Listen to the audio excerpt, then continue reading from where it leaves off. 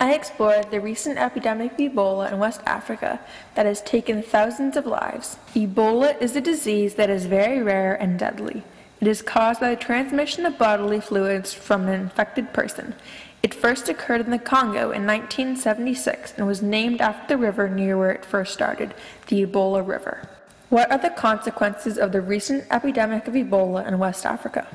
The consequences of Ebola will harm the area because people who had Ebola will have health problems. The economy will fall and already weak healthcare systems will drop extremely low. The health effects of Ebola after treatment will weaken people so they may not be able to work. The after effects of Ebola have not been well studied.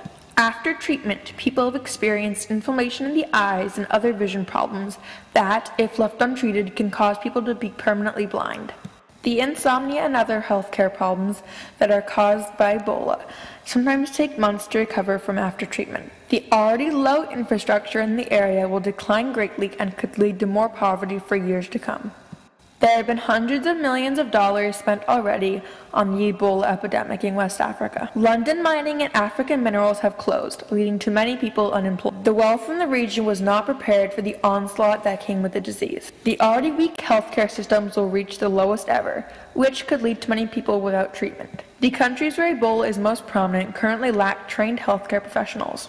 Currently, only those who have Ebola are being treated. All the other patients are being left on their own. Before the epidemic, 88% of children were given whooping cough and tetanus shots, but since it has dropped to 49%. As the recent epidemic of Ebola has scared so many of us, doctors are working hard to find a cure, and there are already 2 vaccines that are being tested. Even though many die from Ebola, it has taken less lives than that of the flu virus.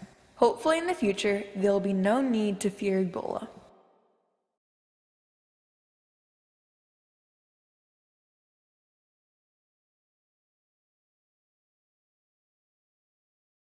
Created using Powtoon.